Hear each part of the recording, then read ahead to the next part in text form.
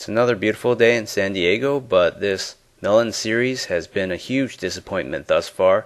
Despite the addition of this reflector for I think 3 days, there's just been a small improvement in growth. I'm getting astronomical readings, 140,000 lux in the most concentrated parts, around 2 to 3 p.m. when the sun is the brightest. It's direct.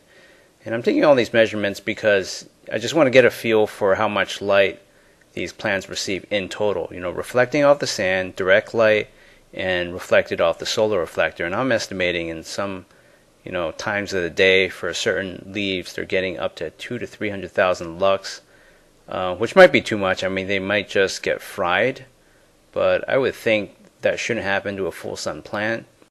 So as I see it, there are two problems. Number one, the sphagnum peat moss that I use wasn't covered by any particulates like sand and diatomaceous earth until a month and a half later on this balcony.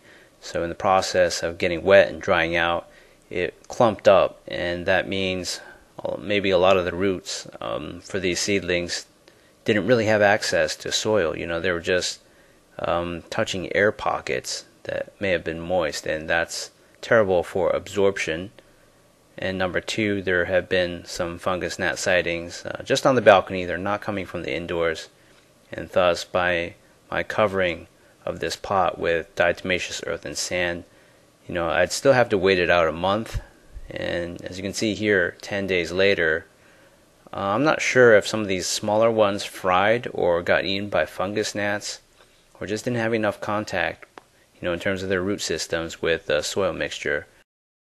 So going back 6 days, on day 65, I decided to do a restart as early as possible. As soon as I thought of it, sitting on top of 200 pounds of iron plates is this pot, held as close to a 1080 lumen LED bulb as possible, and has 4 seeds that I planted.